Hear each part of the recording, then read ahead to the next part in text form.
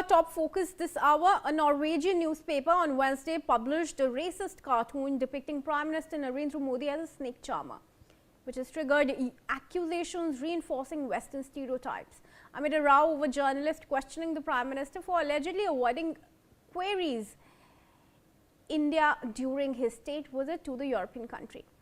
The illustration on a Aftenposten showed him holding what appeared to be a fuel station pipe shaped like a snake, alongside an opinion article reportedly titled "A Clever and Slightly Annoying Man." The controversy intensified amid a row over Prime Minister Narendra Modi's press briefing in Norway, where Norwegian journalist Heli Ling publicly questioned why he did not take questions from the media during a joint appearance with Norwegian Prime Minister Jonas Gahr Store. Prime Minister Modi did not respond to the query, but the exchange later drew a sharp rebuttal from India's Ministry of External Affairs, represented by diplomat C.B. George.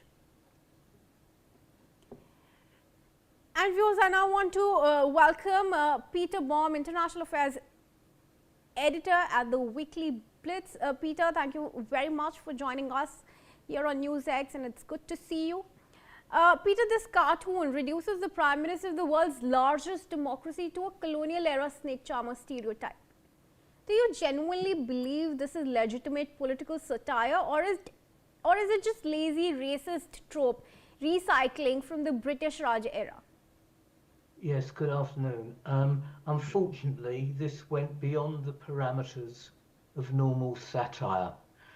Have no doubt that this is a disgraceful, racist cartoon perpetrated by this Norwegian newspaper, Aftenposten, which is a subservient stooge to the Norwegian government. So make no mistake about it, this would have been endorsed, supported by not only the government, but obviously the editorial team at the newspaper. And it really goes back to the most despicable days of the white superiority racist complex over those on the subcontinent. There's something else that's very interesting, especially coming from Norway. Norway's population is just a mere 5.6 million. Yes. Imagine that compared to the population of India. A And municipality in India has more population than the entire population of Norway. Exactly so. The population of Norway is a mere 5.6 million. Of that 5.6 million, 300,000 plus are Muslim, mainly Pakistani Muslim, and a mere 25,000 are of Indian origin. So imagine the voting dynamics and who the Norwegians are wishing to appeal to. Yes. This combined with my inbox is saturated with friends from India and from all morally decent people everywhere, and that just typifies the contempt with which the Norwegians, one of the, if not the most wealthiest country in the world, have for those that it considers not relevant to do them any good in the future. They are appealing in the lowest basis terms to the anti-Muslim element the anti-Indian Hindu and Sikh element within India, which is a huge cohort, over 6% of Muslims within Norway. Having said all that, there was absolutely no need whatsoever to steep to the base levels that this particular newspaper has.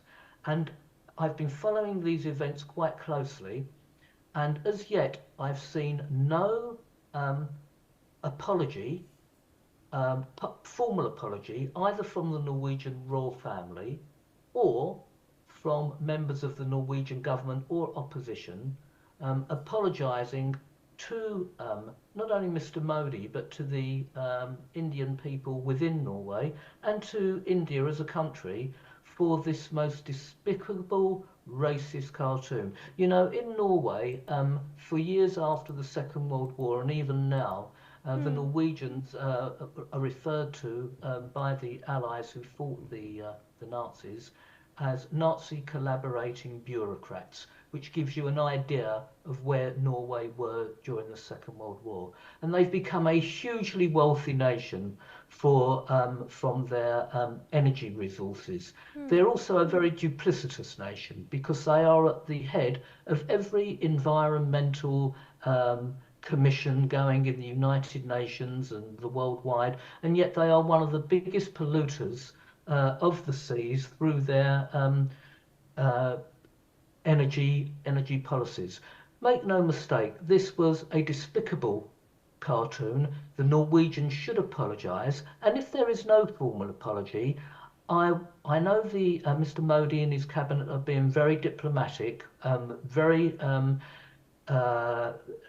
considerate, probably too considerate, and very adult about this. But I think they would have every right to take this a step further, if not making it a full-blown diplomatic row. But if they certainly don't see or hear an apology, even formally or behind closed doors, I think they would have every right to take this a stage further on the diplomatic front. Well, Peter, thank you very much for calling that out, and I appreciate your response. India sent a rover to the moon, built one of the world's largest digital economies, is a global tech and vaccine supplier, yet newspapers choose snake charmer like stereotypes.